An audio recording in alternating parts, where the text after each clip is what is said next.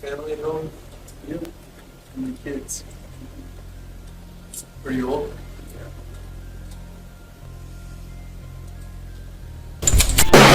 Today's case takes us to Lubbock, Texas. On the evening of October 9, 2017, around 6 p.m., the Texas Tech University Police Department received a disturbing call. The caller identified himself as a student at Texas Tech, claiming that the night before, his roommate, 18-year-old Hollis Daniels, had fired a gun and then hidden the weapon. Responding officers, including Officer Floyd East Jr., immediately went to investigate. Texas Tech Police Department! If you don't open up, we're keying in! They arrived at Daniels' dorm, knocked several times, but no one answered. Using a master key, they entered the room to search. Inside, they quickly found bullet damage on the ceiling and a large amount of illegal narcotics.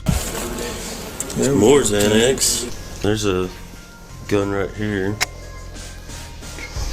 A revolver. Was this a kid here or no? I talked to this kid? No, we hadn't talked to him. Just as they were preparing to track Daniels down, he walked in. Hang on, what's your name, bud? Come here, buddy. What's up? What's your name? Andreas. No, it's not. Come on. Come on. No, what's going on? Come on. We've already talked to your other 3 roommates. We know what they look like. Yeah. That was a good try, though. Hey. Daniels immediately sensed something was wrong. Trying to avoid trouble, he gave them a fake name, his roommates. But officers had already spoken with the others. They knew exactly who he was and placed him under arrest. Before taking him in, the officers conducted a full-body search. Keep your hands right there, okay? I'll explain it to you as soon as I get done. Spread your feet out a little for me. What's all in this pocket? Money? Money? Yeah, I can take it out. 2 minutes of careful pat-down. They found nothing. But that search, though thorough, would soon prove tragically incomplete. Then we also got a report of the gunshot. Shooter 43, that subject that we flagged the ID for came by the room while we were processing it. 635, speaking with you now. Yeah. So what happened last night? There was no gunshot. In here? That's what we're told. By who? Somebody that heard it. So yeah. Oh, no, yeah, I wasn't even here last night. I was over at my buddy, 28th Street. In fact, I got pulled over last night on the way back from 28th Street. What time was that? 1 or 2. So y'all are legally allowed to unlock my room whenever there's a gunshot. Yeah, if we're doing a check to make sure that, Okay. you know, for life purposes, Right, for of course, yeah. an emergency purpose like that, we can. Yes, sir. Okay, so what time did the gunshot go off again? Last night? Mm-hmm. And last night I was getting. What time did the shot go off? Because if you look up the police reports from Officer, what's his name? It was Duckworth, Officer Duckworth. We went through this whole thing. Did he write you a ticket or anything? He didn't write me a ticket. He let me go because the whole situation was they thought that I stole their gun, and so then they fucking then they went and searched my car. You can look and I see you can look at his what time he pulled me over, and I bet that whatever time the gunshot was reported won't actually. Because that wasn't. It was Duckworth? Duckworth. With the Lubbock Police Department? Yes, sir. According to police records, Daniels wasn't lying about where he'd been. He'd spent the previous night at a friend's house, but that friend had later reported a missing revolver. So I went over there, and we were hanging out earlier tonight. Okay. And I went back over there, and we had a little dispute, and he knocked me on the floor, and so I thought that I went back and around and looked to see if my phone fell out because I lost my phone. Okay. And so, and it wasn't, he didn't let her, I ended up on the floor, you know, he wasn't assaulting me or anything like that, it wasn't like, but I went back to look for my thing, and I saw him looking at me out the window thinking, you know what I mean, like, you know, what's he doing here, but I was just looking for my phone real quick, but I couldn't find it, so I just headed out. Now I'm heading back to Parking Station. Okay. You got a gun inside the vehicle? Yes, sir. You don't have a gun inside the vehicle? Yes, sir. You have a gun on your person? Yes, sir. No, Why? I've had him down. Yeah, I've had him down. Care if we search your vehicle? Yes, sir, I can't review it, actually. You don't want us to search your vehicle? Yeah, but not because I don't have a gun. I just don't. Like, I'm not doing something that. It's not necessary. I'm on my way home. No, it is necessary because right now you're involved in an investigation. Oh no, sir. No. Where are you coming from? I was coming from my buddy's house. I just explained to him We had a little dispute. He took my phone out of my phone. It wasn't like assault or anything. He knocked my phone out, and so I went back over to his house, and I was looking for my phone to see if it was on the ground, but I couldn't find the phone there. Okay, that's not what we're getting. That's why I'm asking if you have a gun in your car. No. Okay, so you don't want me to search though? Yes, sir. You don't? Yes, sir. I cannot search your vehicle for a gun. Yes, sir. Okay, then hang on to him. Police had briefly stopped Daniels earlier, but since he was a college freshman and seemed cooperative, they chose not to search his car, hoping not to ruin his future. Little did they know, the friend's concerns were real. That gun had already been stolen. You can carry on with your night, man. Be home safe, buddy. Get some new friends. Back in the dorm, when no weapon was found, police arrested Daniels for possession of illegal drugs and transported him to the station.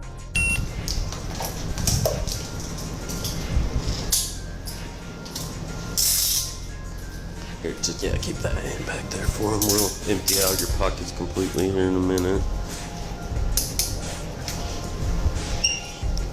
625. Go and have a seat.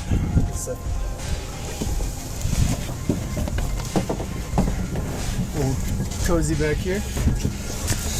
Turn that way. It'll be a short ride. I'm gonna take you to Texas Tech PD. We'll do some paperwork and then we'll transfer you to county. It shouldn't take too long. If you cooperate with me, we'll go ahead and pull these cuffs off in a little bit, okay?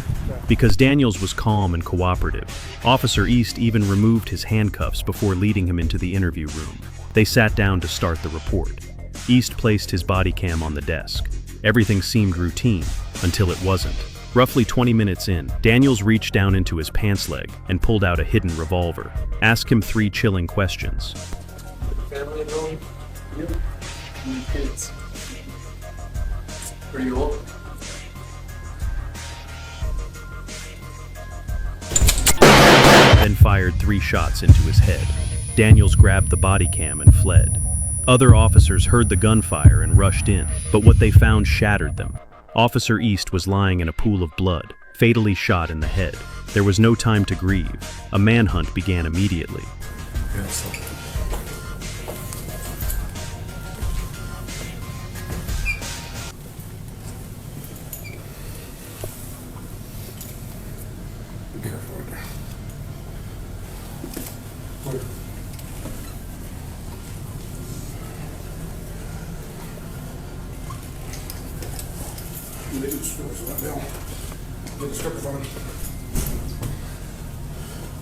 I don't even remember what he was wearing.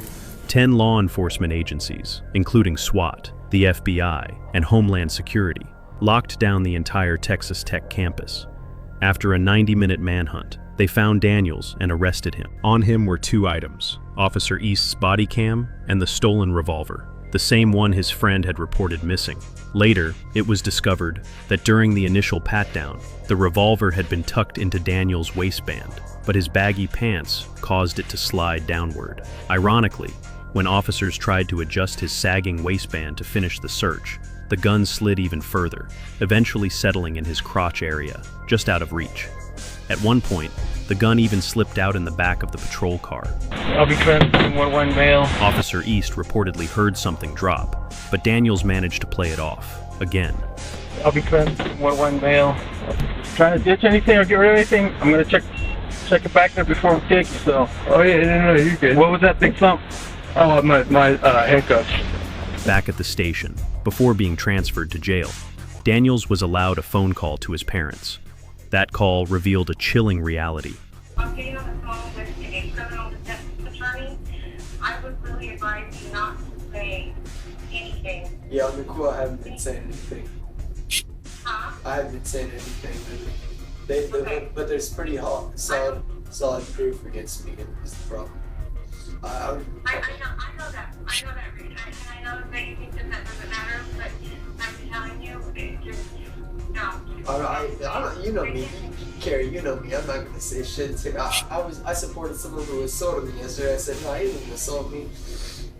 You know me, I'm not gonna say anything that would jeopardize that. I'm just saying it.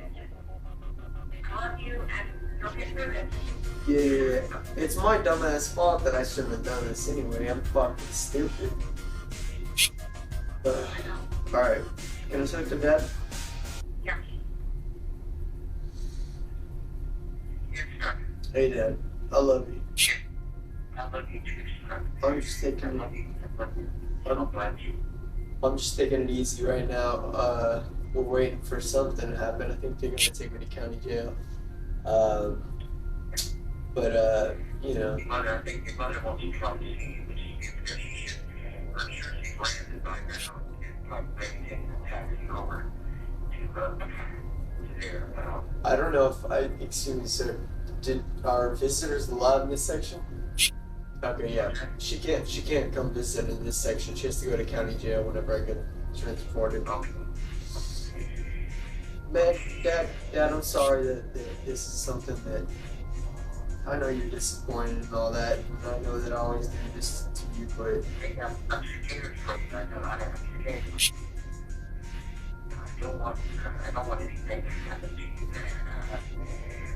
I want to get through this together. Try to make our lives a little bit better. I hope I haven't let you down. you haven't let me down at all. I've let you down. I've let you down. He knew exactly what he had done. Yet his parents didn't scold him. Instead, they promised to get him a lawyer. They said money wasn't a problem. And it wasn't. Daniel's father was a Lubbock City councilman, worth millions. He owned nearly all the movie theaters in town. In fact, Hollis Daniels had a theater in his name. But now, with an officer dead, even that wealth might not be enough to save him. Officer Floyd East Jr. didn't survive his injuries. He was only 48 years old, a father of 2, and had just joined the department less than 6 months earlier. Thanks to the body cam footage, everything was recorded, undeniable evidence. Daniels had no choice but to plead guilty. Officer East's wife and sister begged the court to impose the death penalty. Daniels' legal team argued he suffered from severe depression and was under the influence of antidepressants. After 7 long years of legal proceedings, on May 23, 2023, the court delivered its sentence, life in prison, without the possibility of parole. Jurors believed what Daniels did was beyond forgiveness. They couldn't imagine letting a man who so calmly executed a kind-hearted officer like Floyd East ever walk free again. His place, they said, is behind bars, forever. In the final moments of the trial, Officer East's sister, Mrs. Cooper, addressed Daniels directly. "You're a coward. You didn't even give him a chance to fight for his life. I hope justice gives you the same mercy you gave him. None. May you rot in hell."